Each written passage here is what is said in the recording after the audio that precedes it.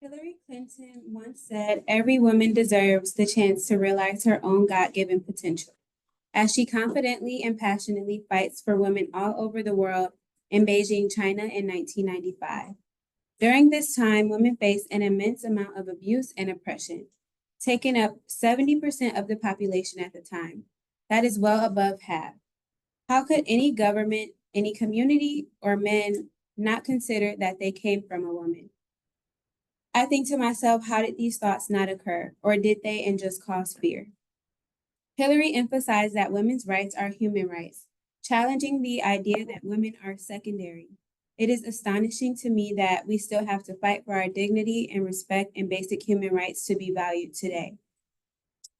Today, we are still facing challenges and oppression, such as the goals of Project 2025, with intentions on going back on civil rights protections, such as reproductive rights and the penalization of unmarried women, as well as the attacks against sex discrimination. In what world should this be deemed righteous or fair? A deeper dive on the unrighteous, deeply immoral acts against women is the abuse women faced in 1995 and still face today. In 1995, Hillary did discuss that women were sold into slavery of prostitution, doused in gasoline, newborn baby girls were denied food and proper care, with a list of other things that I cannot fathom. In the US, about 43.6% of women have experienced some form of sexual abuse in her lifetime, and 81.3% of female victims have experienced some sexual abuse before the age of 25.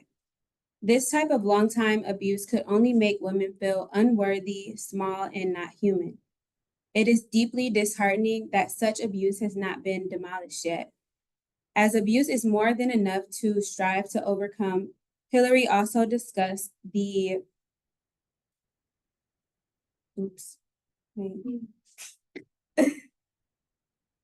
Hillary also discussed the barriers that prevented women from achieving any economic progression.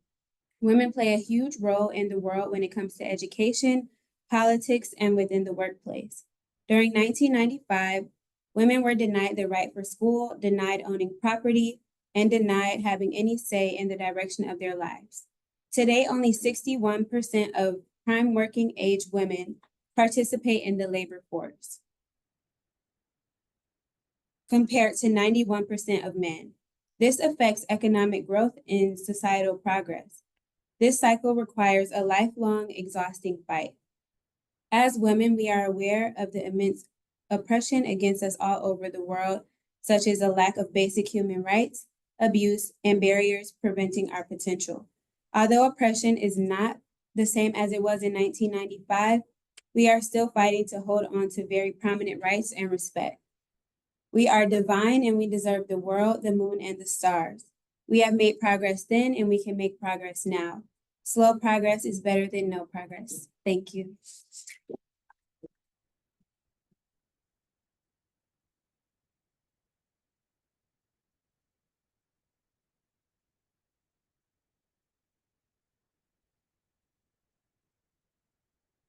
Picture.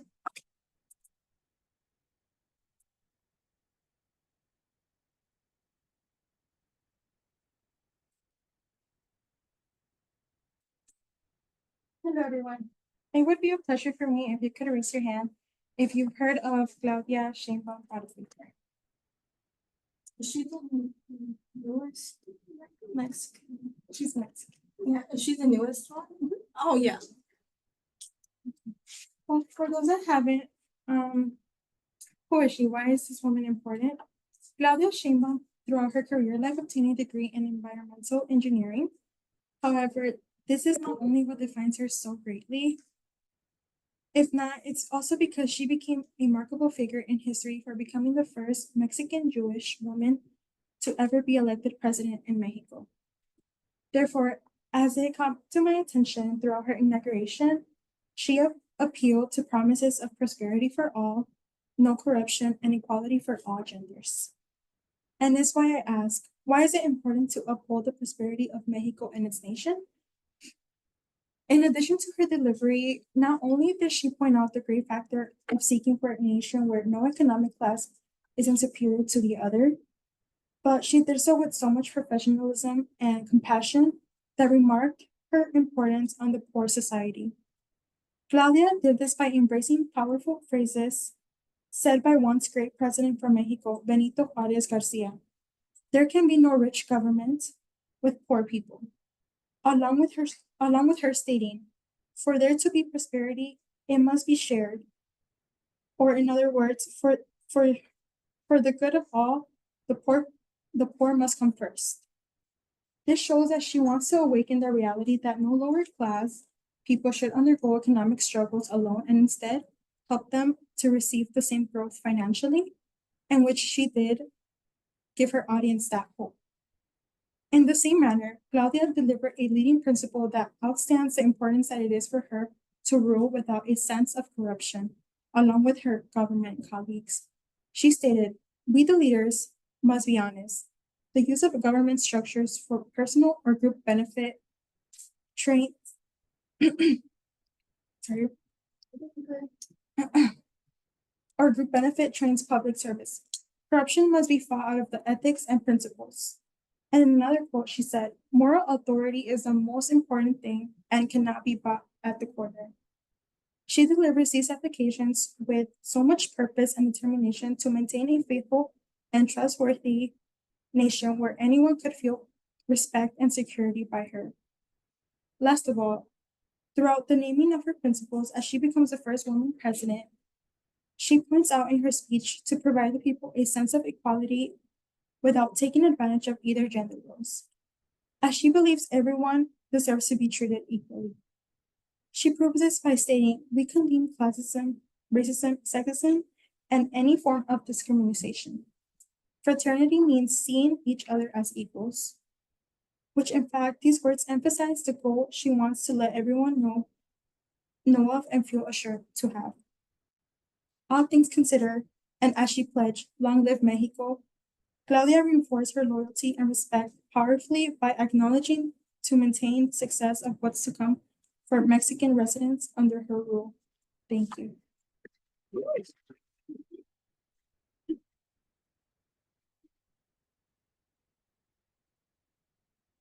I still can't believe Mexico elected a woman and America has a.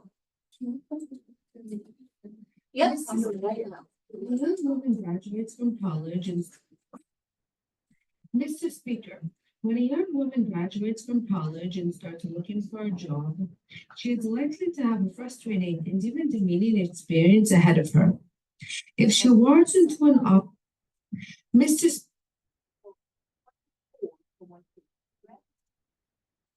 Then go ahead, I'll move it to 24, then you could go ahead in front of the screen. Okay. And then you could do your speech to come, okay? So I'm gonna play it from here to 150, right?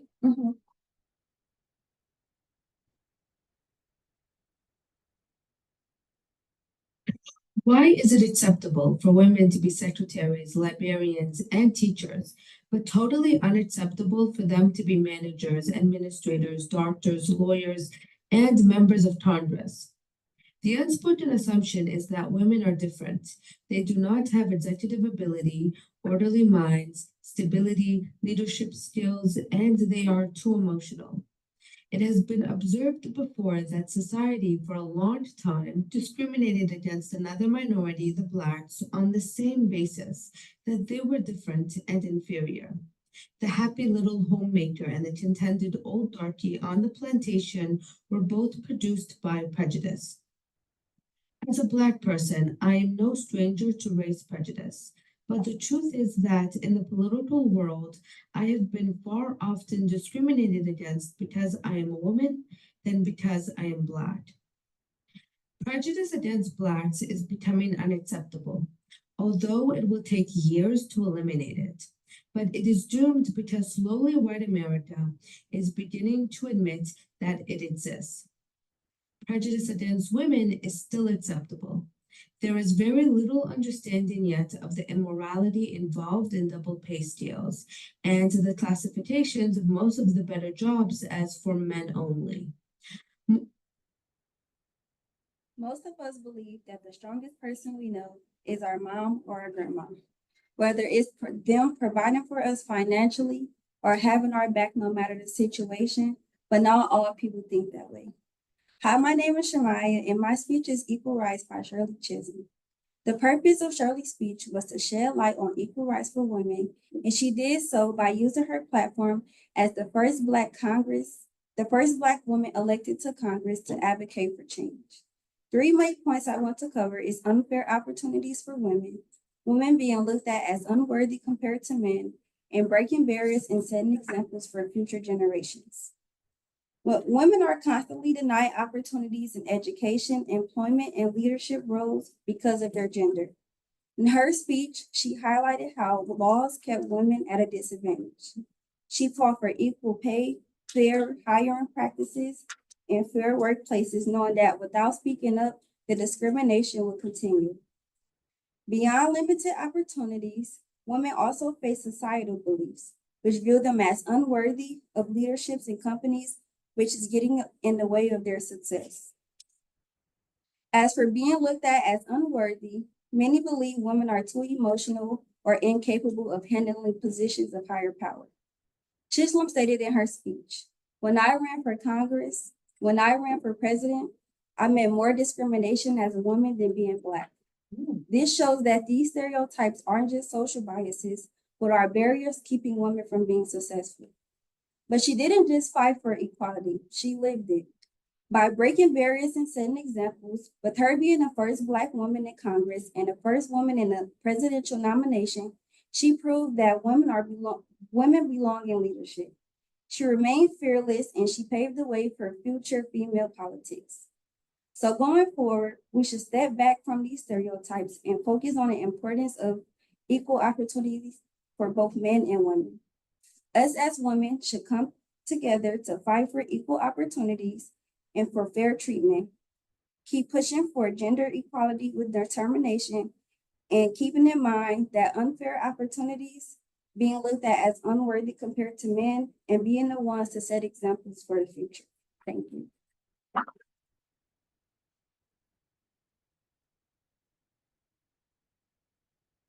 Fahana, you have your link in here. Do you want me to pull up your speech? Okay, I didn't think so. I just want to make sure. More than half of the United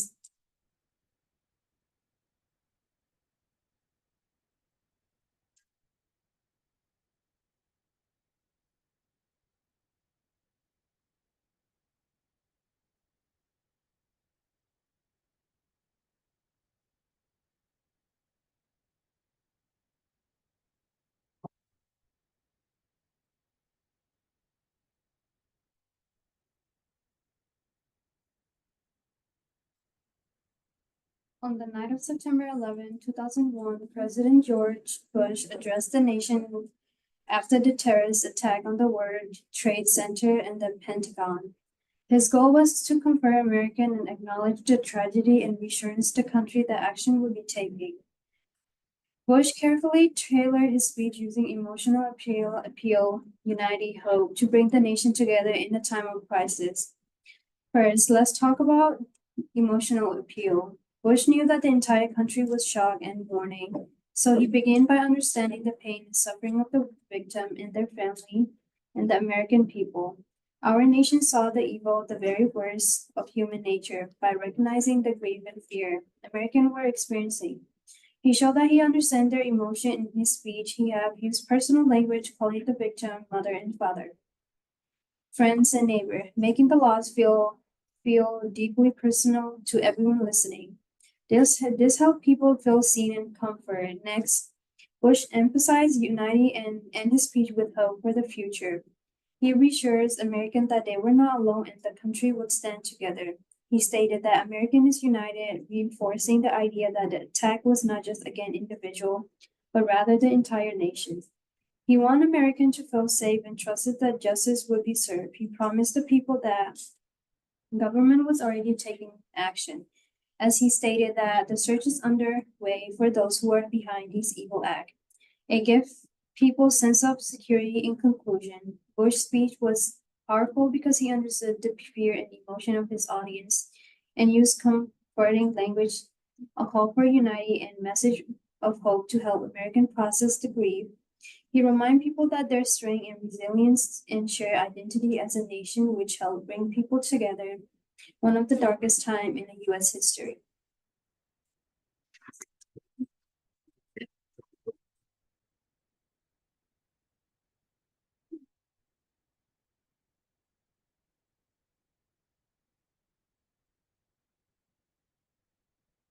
Imagine standing in a packed church, air thick with anticipation. The year is 1961, and US is embroiled in controversial war, while grappling with deep racial divisions at home. Crowds get quiet, familiar figures step to the podium. Martin Luther King, the voice of the civil rights movement. But today his message is different. Today he speaks not just civil rights, but moral imperative to oppose the Vietnam War.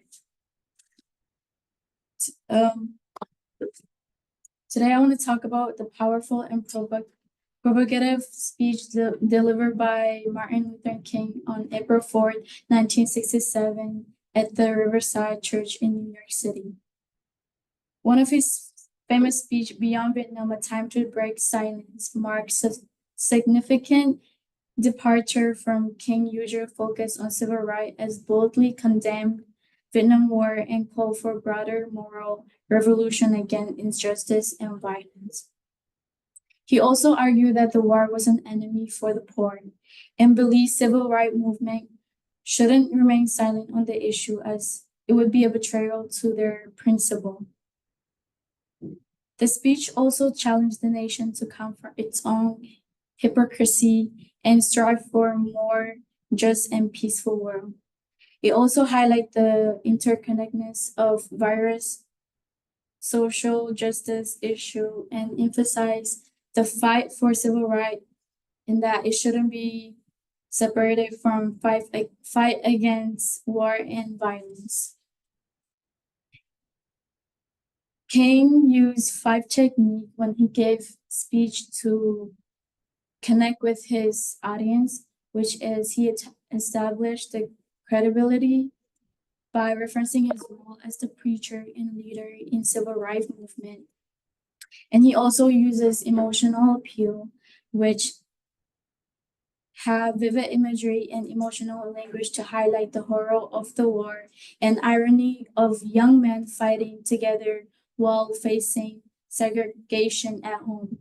And quote unquote, he said, "Black and white fight together but unable to sit together at school." He also uses logical appeal, which he presented factual evidence and statistics such as disproportionate casualties inflicted by American firepower. He used imagery and diction by describing war impact on Vietnamese children and destruction of their home. And his word choice also carried negative connotation, referencing US as the greatest purveyor of violence, and that established their action as unjust.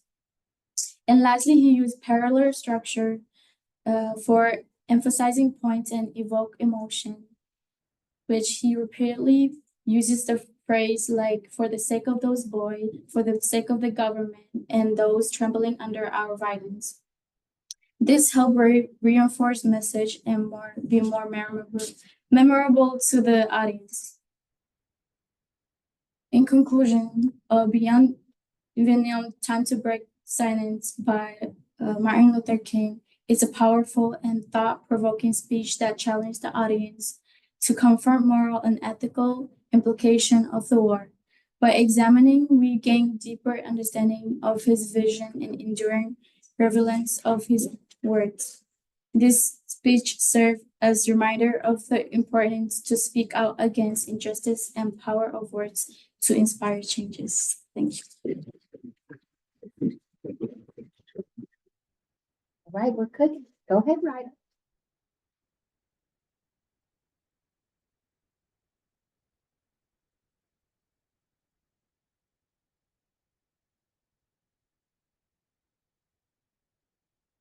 How often do we hear the media getting a story wrong, especially when it comes to war? We've all witnessed it. Stories being blown out of proportion, the truth twisted to fit a more dramatic narrative. But what happens in the truth is even more heroic than what the media portrays. One powerful example is Jessica Lynch, a soldier who was deployed in Iraq. Her story quickly became a media sensation, but when she came home, she spoke up to clear the air and tell the truth. Today, I'm going to be talking about Jessica Lynch's speech and her powerful message. The truth is always more heroic than the hype. Do we really know the difference between what the media shows versus what soldiers actually go through? In 2003, Jessica was deployed to Iraq. One day, while riding in an army vehicle, a grenade hit the vehicle, killing 3 on impact and making Jessica fall unconscious. She was taken to the hospital while her fellow soldiers, Lori and First Sergeant Dowdy, risked their lives to save others, as well as Patrick Miller and Sergeant Donald Walters, who fought till the very end, all of which tragically lost their lives except for Jessica. Jessica's story was turned into this big, dramatic, heroic tale. She spoke up because she knows that wasn't the truth. She knows that the truth matters, but the media exaggerated her story for the drama. But it's important to recognize the real sacrifices made by soldiers. It's not about fame or attention. It's about honoring what really happened. But there's more to Jessica's story than what the media had initially said. After being admitted to the hospital, Jessica endured far more than just physical trauma. She was sexually assaulted while admitted in the hospital unconscious, and during her recovery, she had many serious health problems. But the media didn't focus on any of that. They skipped over all her complicated and difficult times, and her story was twisted and was fabricated. Their story is a chance to see the real challenges soldiers face, not just the physical injuries, but the emotional and mental toll that war takes. When we only hear part of the story, we miss out on the actual truth. The media loves a good dramatic story, right? And Jessica's story was just that, a heroic tale of survival, but that wasn't the whole truth. By turning Jessica into the symbol of heroism, the media ignored the real heroes, people like Lori and First Sergeant Dowdy, who risked their lives to save others and take them out of harm's way. They were the ones doing the real heroic work, but the media didn't focus on them at all.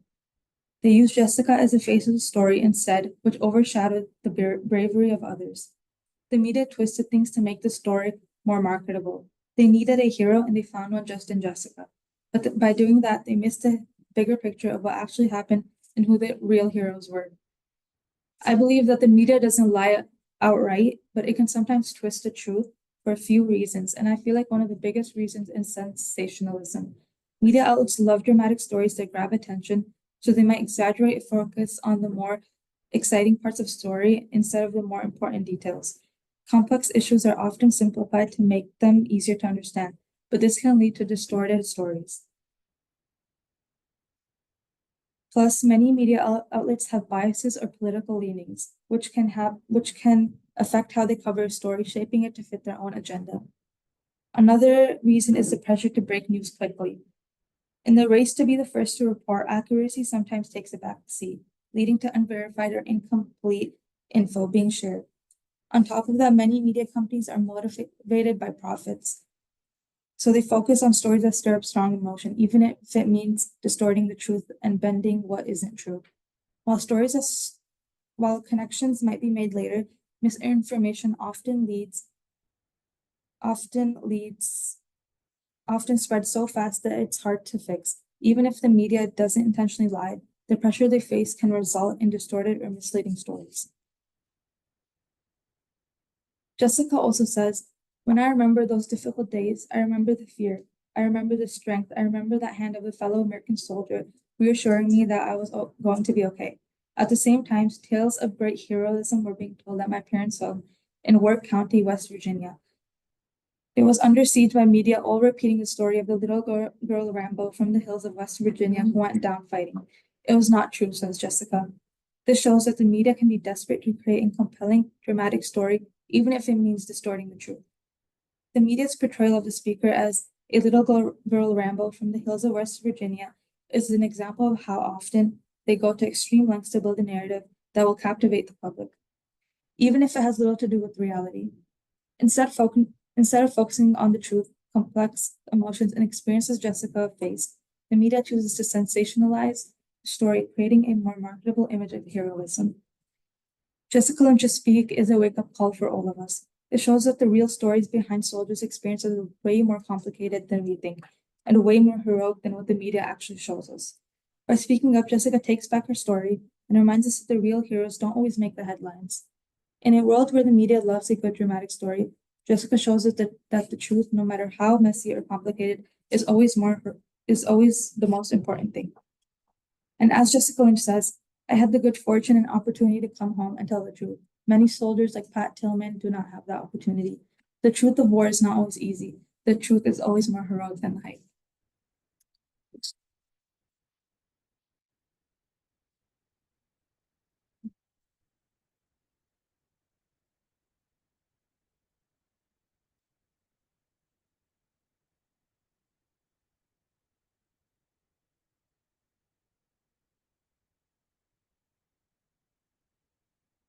Let's make sure we got power. We ain't dying. Okay, hold on just a second. Make sure we're still recording. Are we still recording in the Zoom? Hold on. Okay, we are. All right. Hey, Zoom. All right. Got it. Can I give you this? You plug this in behind you. Make sure.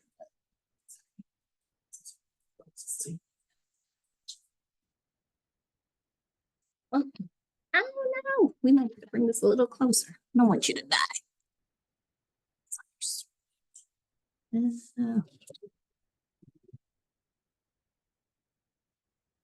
we go. The cord's not bothering you, right?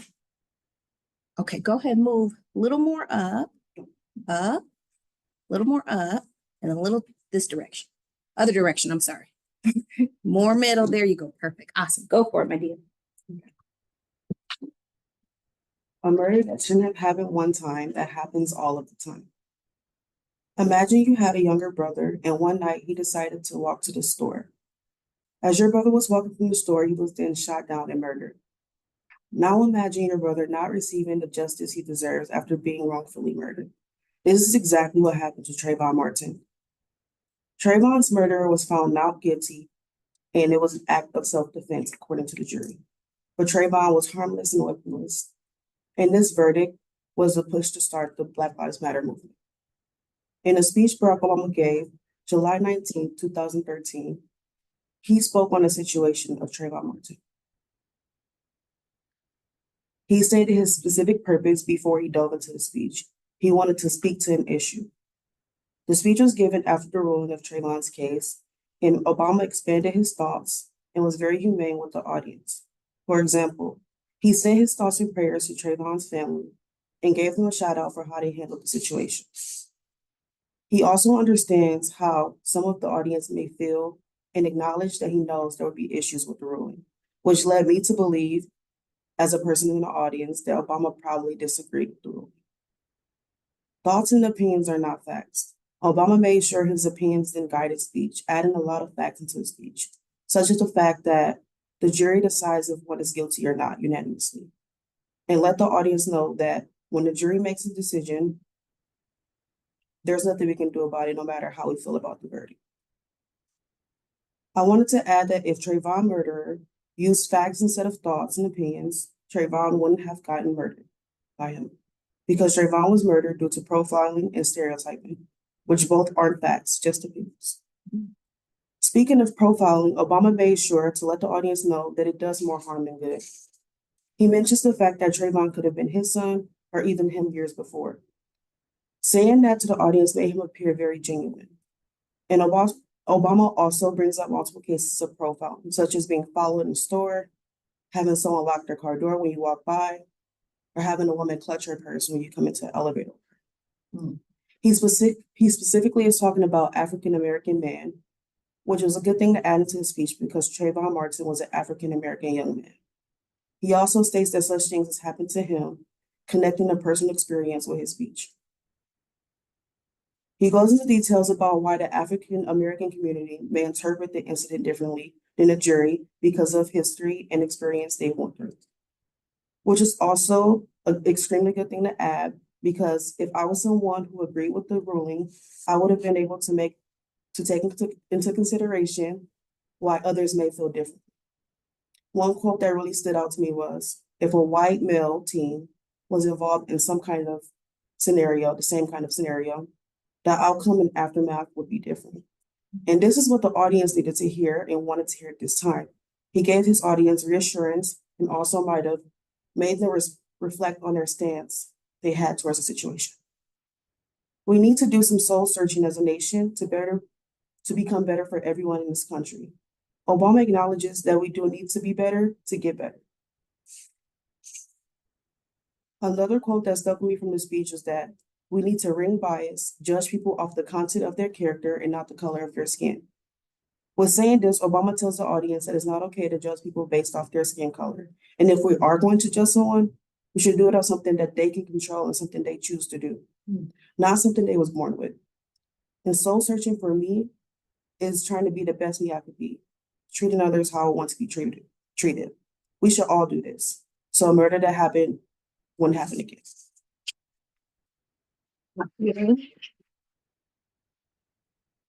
All right, based on,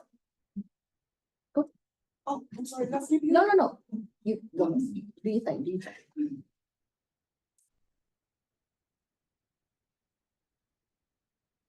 Okay, hey guys, my name is Sinai. Yes, okay.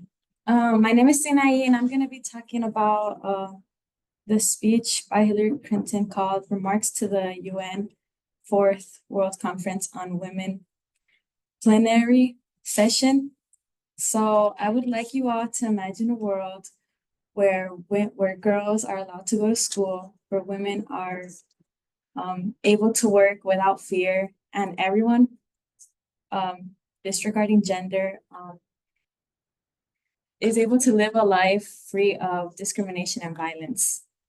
This vision is not just a dream, but it's like a necessity for a better future. And I would like to talk to you guys today about women's rights, the need to end violence against women, and just women taking a role in leadership.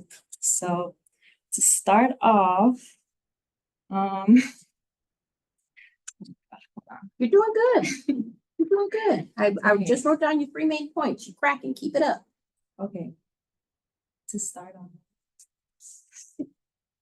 Oh my God, I'm sorry, I just blanked out. Okay. It's okay, you said you were gonna talk about women's rights. Right, okay. So to start off, women are relied on day-to-day basis. They